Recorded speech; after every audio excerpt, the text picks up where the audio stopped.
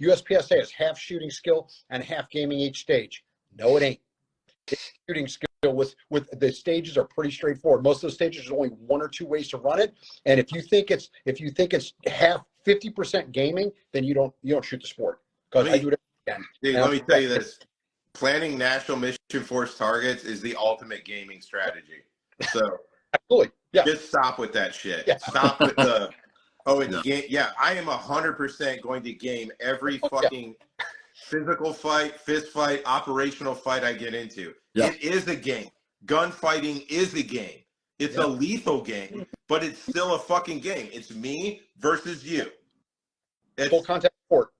So the dudes that are like that, and I don't know if that's what he's saying, but it's like, yeah, it is a fucking game. It's all a game, right? Yeah. Managing your finances, playing the fucking stock market is a game. It's you're hedging your bets, you're using information, you're collecting information and making decisions about what you know. Like, tell me one game that's not like that. So stop with the gaming shit. You can get under that umbrella for the excuse to be really bad at using the tools that you own.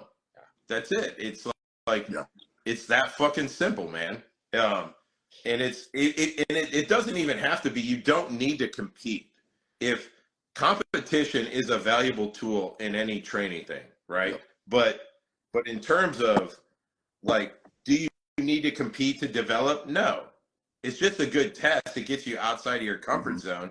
But your work can carry you a lot of ways, right? I've trained for years and years and years. I didn't start competing until 2014, right? And I had 20 fucking years of training. But that's the thing, is that your training matched the requirements. Your training was practical. And that's so, like, for me, shooting matches every weekend, it's a way to test things. I'll do things in local matches that just to see if I can do them. Hey, I was working on this. Let me try that. But you were already doing that. So I think as long as people realize that the way you train has an effect. If all you do is static standards, then when you go to shoot a match, it's not going to be what you think. The fact that you were training practical stuff, when you go to a match, you recognize it. Okay, I get it. So that's how you train is hugely important. That goes back to the instructor piece. Instructors should be promoting in their courses how to train when you leave. You're not going to get appreciably better in 2 days, but these are things you can take with you. These are things you can work on.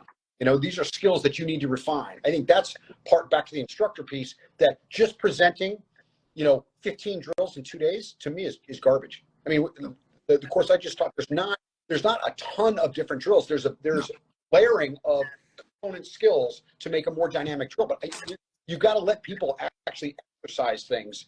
And I mean, think about it. If you did bar hop and you only did it twice, and then you called it, okay, well, now we're going to do another drill. What would you get out of that?